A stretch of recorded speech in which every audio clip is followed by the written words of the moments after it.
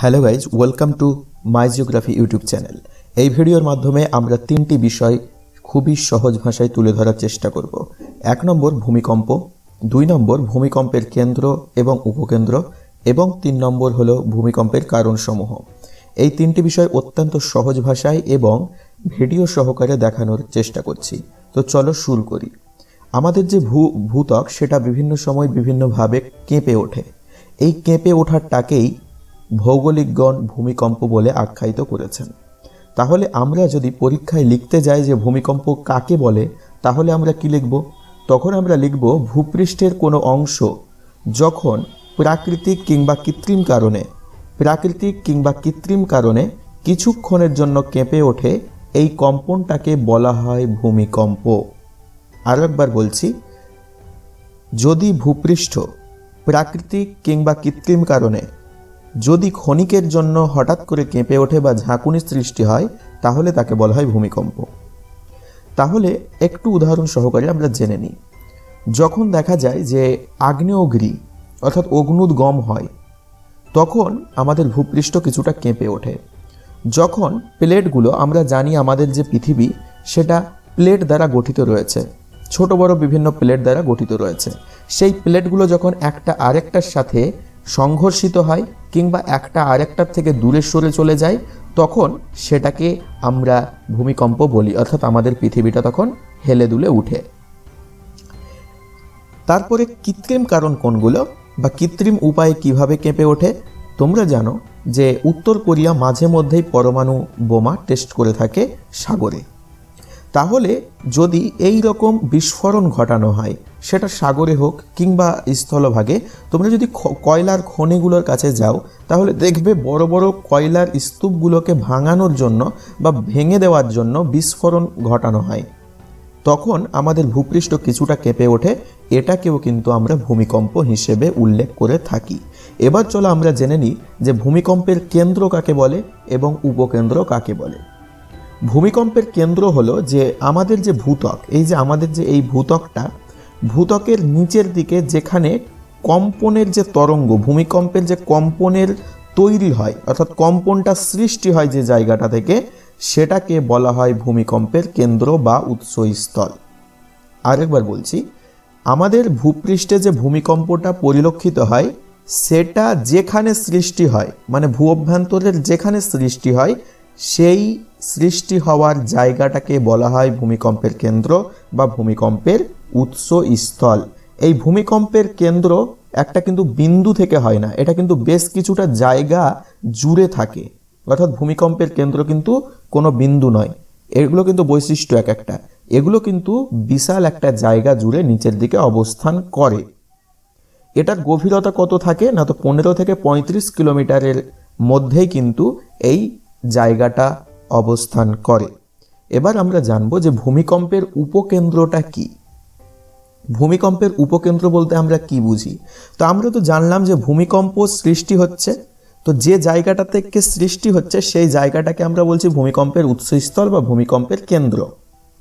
তো এই যে ভূমিকম্প বা ভূমির যে কম্পন, কেন্দ্রের ঠিক ওপরের দিকে অর্থাৎ উৎসস্থলের ঠিক ওপরের দিকে ভূপৃষ্ঠে যে জায়গাটিতে কম্পনটা বেশি লক্ষ্য করা যায়, সেটাকে বলা হচ্ছে ভূমিকম্পের উপকেন্দ্র।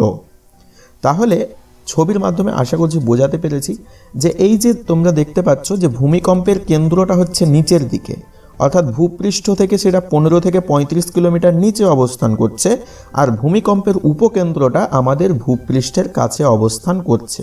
অর্থাৎ উৎসস্থল থেকে সোজাসুজি ওপরের দিকে যে ভূপৃষ্ঠে কম্পনটা সৃষ্টি হচ্ছে বা আমাদের যে ভূপৃষ্ঠটা কাঁপছে সোজাসুজি জায়গাটা, সেটাকে বলা হচ্ছে ভূমিকম্পের উপকেন্দ্র।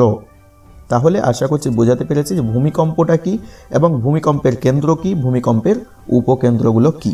এগুলো যদি তোমরা ডেসক্রিপটিভলি যদি চাও, মানে যদি ব্যাখ্যা সহকারে যদি তোমরা চাও, তাহলে নিচে আমাদের ওয়েবসাইটের লিঙ্ক দেওয়া রয়েছে, সেখান থেকে তোমরা এই বিষয়টা পড়াশোনা করে নিতে পারো সেখানে ক্লিক করে। এবার আমরা জানবো যে ভূমিকম্পের যে কারণগুলো রয়েছে, কি কি কারণে ভূমিকম্পটা সৃষ্টি হয়।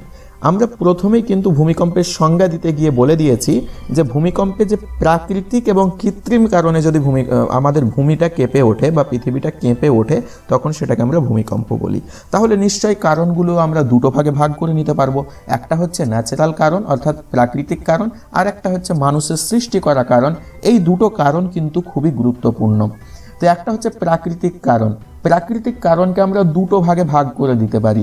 একটা হচ্ছে ভূগাঠনিক কারণ অর্থাৎ যেটা আমাদের ভূমির সাথে অর্থাৎ অভ্যন্তরীণ কোনো কিছুর সাথে যুক্ত রয়েছে, আর একটা হচ্ছে অভূগাঠনিক কারণ অর্থাৎ যেটা ভূমিরূপের সাথে সম্পর্কিত নয়।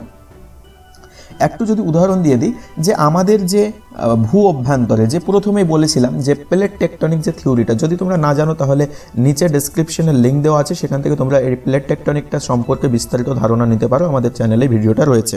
তো আমাদের যে প্লেটগুলো রয়েছে সেগুলো যখন নড়াচড়া করে তখন একটা আরেকটার সাথে ঠোকাঠুকি করে এবং আমাদের যে ভূপৃষ্ঠ সেটা কেঁপে ওঠে। তখন কি হয় না, তো আমরা ভূমিকম্প বুঝতে পারি বা আমাদের যে ভূমি সেটা কেঁপে ওঠে। তাহলে এটা হচ্ছে একটা কারণ। এটা হচ্ছে আমাদের কি বলবো টেকটনিক কজেস মানে ভূগাঠনিক কারণ। এটা কিন্তু ভূমিরূপের সাথে জড়িত রয়েছে। আর যদি দেখতে যাই যে একটা উপর থেকে উল্কা পড়লো, এটা কিন্তু আমাদের ভূপৃষ্ঠের সাথে সম্পর্কিত নয়, তাহলে এটাকে আমরা কি বলি যে অভূগাঠনিক কারণ বা নন টেকনিক কজেস। তো এই যে উল্কাটা পড়লো পৃথিবীতে একটা জায়গাতে বৃহৎ জায়গাতে পড়লো এবং সেটা কেঁপে উঠলো, তাহলে সেটা কি, সেটা কিন্তু নন টেকনিক কজেস। তো চলো জেনে নিই কারণগুলো কি কি। প্রথম কারণ হচ্ছে ভূত্বক গঠনকারী পাতের সঞ্চালন, যে বিষয়টা এতক্ষণ ধরে বলে আসছি।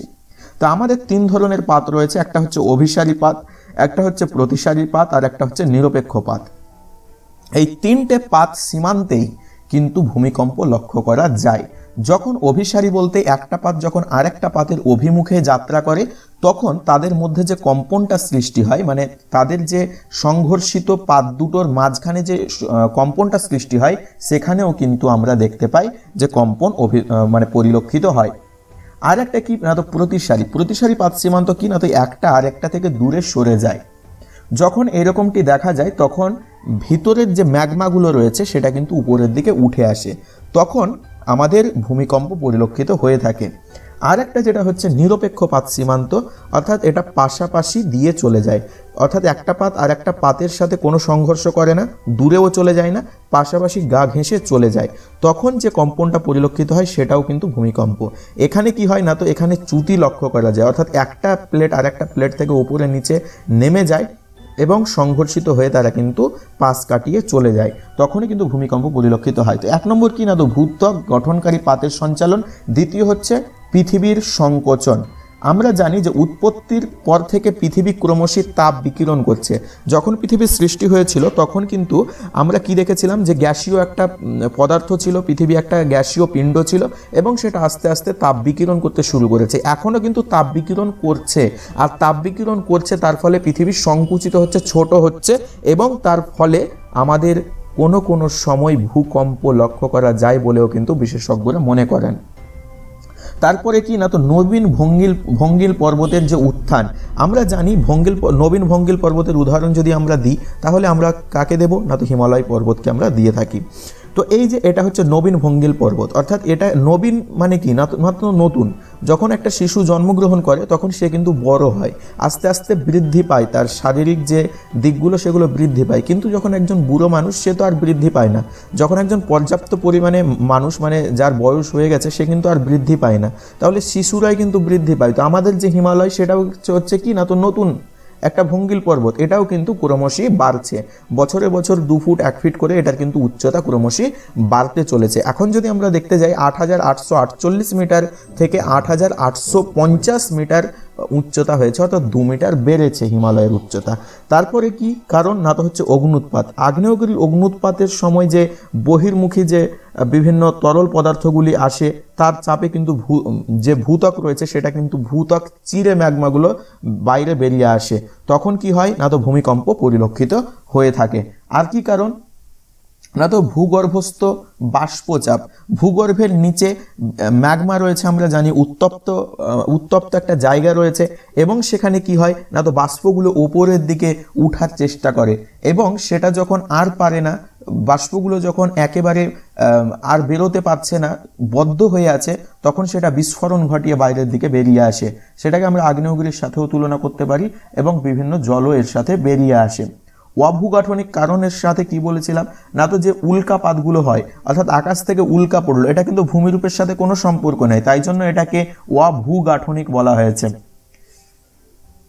তারপরে শিলার যে ধস হয়, বিভিন্ন পাহাড়ের একটা টুকরো রয়েছে সেটার ধস পড়ে গেল, তাহলে এটা কি, এই যে ধস পড়ে যাওয়ার ফলে যে একটা কম্পনের সৃষ্টি হলো।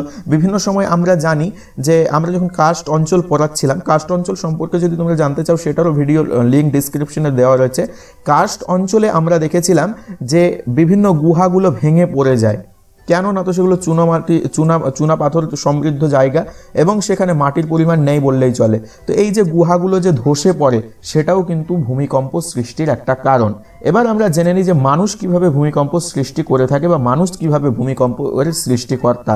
প্রথমে আসছে পারমাণবিক বোমার পরীক্ষা নিরীক্ষা।